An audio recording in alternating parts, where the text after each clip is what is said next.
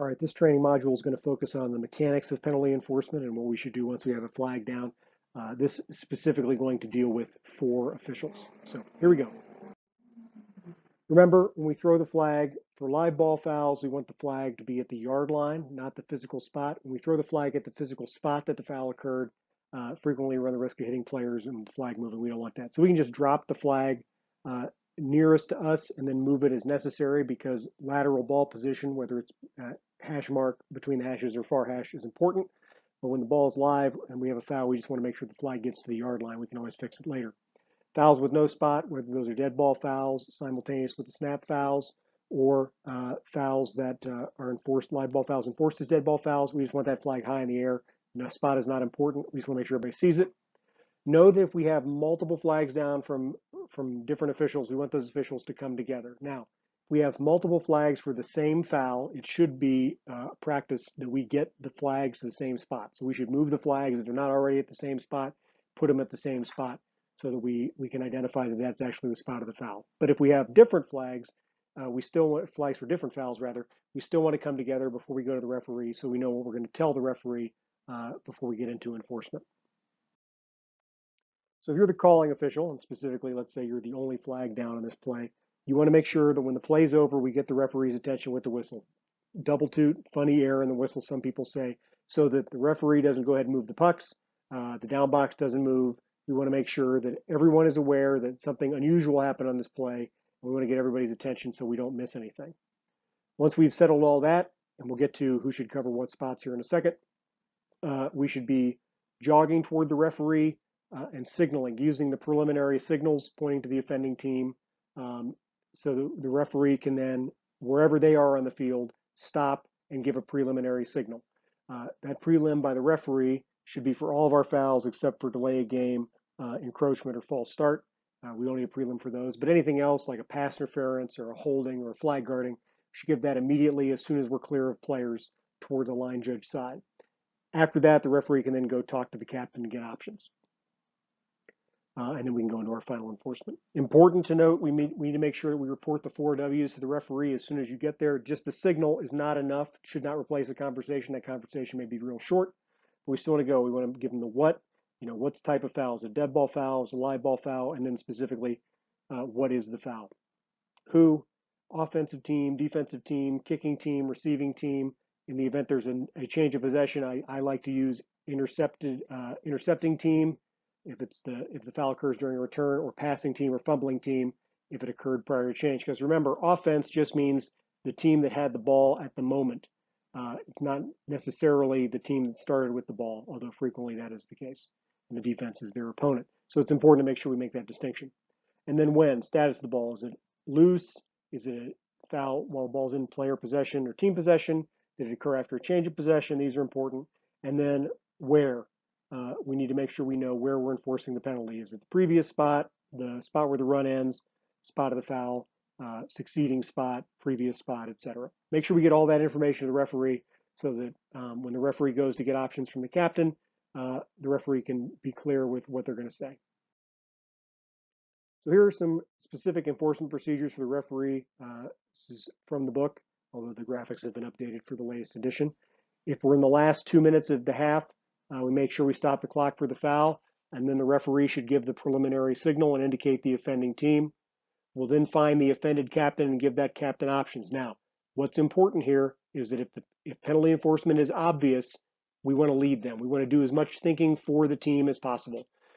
Frequently, if it's super obvious, like let's say we had defensive pass interference on an interception, I might say to a defensive or to an offensive captain, you still want the ball, right?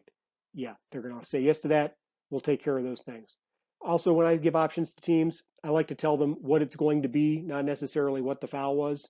Like, hey, captain, would you like it to be 2nd and 5 or 1st and 15? If we had a holding foul or a legal contact foul against the offense on an incomplete pass, and it was 1st and 5, captain, do you want it 1st and 15, or do you want it to be 2nd and 5? Then the referee will go ahead and enforce the penalty. We'll talk about who else walks off as well. And then we'll repeat the signal. This is the final signal, and again indicate the offending team, and then give the number of the next down. And then if the ball's ready and all the officials are in their positions, we'll either chop it in or wind the clock, depending upon what the status of the clock should be and the game circumstance. So we should be going through all those steps every time, though we may be leading the captains into a decision, because frequently we understand the rules better than the players. It's likely that we know what they want. That does not mean that we don't still ask. We may just ask a question that gets us to that answer quickly. Because the more efficiently we can enforce penalties, the more snaps there'll be in the game, the sooner we get the ball back in play, and the less complaining there should be, should being the operative word. So here's an example of a play and everybody's enforcement duties. On this particular play, we're going to have a snap and a pass to the player in the slot. You'll notice I'm only animating those players I need to because it's really time consuming to do it the other way. So this player catches the pass, and as they run down the field, they flag guard at about the 25, and then they are deflagged at around the 14-yard line. So line judge had the flag there. At the end of that play, the line judge is going to hit the whistle. That should get everybody's wheels turning for penalty enforcement. So here on this crew, the back judge is going to come up and cover the dead ball spot, and the field judge is going to go cover the flag. And you'll notice the field judge doesn't have to go actually over and physically stand on the flag. They just need to cover the yard line that the flag occurred at, or the foul occurred at, rather. So at this point, once those spots have been set, the line judge, while jogging to the referee, is going to give their preliminary signals so that the referee can immediately stop wherever they are, clear of players, and give that preliminary signal. They'll come together. This is when we talk about our 4 W's. In this place, if I'm the line judge, I'm telling the referee I have flag guarding against the offense. It's a live ball foul. It should be a 10-yard penalty from the spot of the foul, and we'll repeat first down in this case. The referee gets that. We move to the next phase of enforcement. The referee goes to the pucks. Line judge goes back to the enforcement spot. We would expect that the defensive team would want this penalty. So when the referee's asking the defensive captain, hey, 10 yards from the spot of the foul, it'll be first and roughly 15. Is that what you want? Yes. Okay, once that's done, the referee will then head over. Notice this foul occurred in the side zone, so the referee is going to enforce this penalty since it's from the spot of the foul, which doesn't just mean yard line, but also means lateral ball position from the left hash, as the offense would see it. So the field judge, the line judge, and the referee should all be walking these penalties off independently. My personal recommendation, this is not in the book specifically, my personal recommendation is that the field judge should walk off first, the referee should walk the penalty off second, and then the line judge should walk the penalty off third. And the reason for that is that when the referee should be looking at the line judge last, as the line judge comes in line, we're good. As a line judge, I would be holding up the number of the next down as I got into my referee's field division. So the referee can then give the final signal, put the pucks down, give the final signal, and then we would all clear out to our positions and prepare for the next down. So you can see here what everyone's duties during enforcement are. As a back judge, I would be checking to make sure we weren't doing anything incorrect. If this were a correct game, I would have open and closed status if I were the back judge, and the back judge should be primary for either letting the referee know that the clock should start on the ready for play or on the snap, depending upon what time of the game this foul occurred on. So you can see here from this particular slide, everybody's got a job during penalty enforcement to do, and this would be the most efficient way, in my opinion, to manage that process.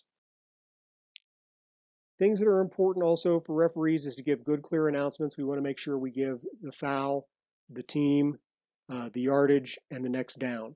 We don't necessarily have to say from the previous spot, from the succeeding spot, from the spot of the foul. You can if you wish. Those are all okay. I've included in here a number of referee announcements from the 2018 college football season. I would note that obviously enforcement spots, rules, contact things are different. So this is more about the cadence of good announcements. So you'll see from these next 5 or 6 plays what good announcements look like. I would encourage you as referees to get in front of the mirror and practice what you're going to say so that when you turn on the proverbial microphone and give your final announcement, it comes out pretty clear. So let's take a look at some of these announcements. Holding, number 10, kicking team. 10-yard penalty. Repeat second down. Illegal forward pass. Everything. Number 17, offense, through his second forward pass. The penalties decline. The result of the play is first down, Cal. Personal foul, chop block, number 75, 66, offense. 15-yard penalty from the previous spot. Replay, second down. Unsportsmanlike conduct, taunting on the intercepting team. 15 yards from the spot of the foul, first down. Illegal substitution, defense, 12 men in formation, 5-yard penalty, 3rd down. So you can see from there are a lot of things that we do differently. We don't announce numbers presently, so make sure we're not putting that as part of our announcement, but I just wanted to make sure everybody had a good feel for what good announcements looked like. So again, as to summarize, referees during enforcement, let's try to do the coach or captain's thinking for them. Don't ask a lot of confusing questions. There are frequently opportunities for us to speed the process up for them by just asking which result they would like. Not necessarily, do you want the flag guard, but more specifically, coach, do you want it to be 2nd and 5 or 1st and 20? Or whatever we're going to do that helps us move things forward. And then when we give our final announcements, referees, let's make sure they're clear and concise, short to the point, but providing as much information as we need to. Line judge, field judge, make sure we're walking the penalties off independently of the R. That helps cut down on errors when we walk off together. If one of us makes a mistake, maybe I don't think, oh, maybe that was how far we were supposed to go. Get in that habit of communicating. One of the things that I like to do is if I have a 5-yard penalty, I hold up 1 finger to check with everybody. If I have a 10-yard penalty, I hold up 2 fingers to check with everybody. If I have a half the distance enforcement, I usually chop my forearm up on my off arm so that everybody starts to know how far we should go as long as we're all matching. But then I will walk it off without looking at anybody else until I get to the final spot. We should have the referee, the line judge, and the field judge all in line when we complete an enforcement. Back judges, your responsibility again is to observe and double check enforcement. If it looks like somebody took an extra step or maybe we've gone too far or we went from the wrong spot, hit your whistle and fix it. We'd rather fix it during the enforcement than afterwards, but we still want to get the play right. Again, in a co-rec game, the back judge is primary on open and closed. And also should let everybody know when time is a factor, whether the clock should be going on the ready for play or the snap. Things that are special enforcements, if we have a foul on a scoring play, we know that those penalties generally are not going to want to be declined. Just know that we should then be communicating to the offended team if they would like that penalty to be enforced on the touchdown or the try. Obviously, there are a variety of compounding factors there, but those are the general ones. And again, half the distance, making sure we know when we've got a half the distance penalty so we don't go 10 yards from inside the 20 when we should only be going half the distance. The big key takeaway from penalty enforcement and a mechanics process is that enforcement is everyone's responsibility. If there is an error in enforcement, it is everyone's fault. It's not the fault of the referee. Anybody can fix it.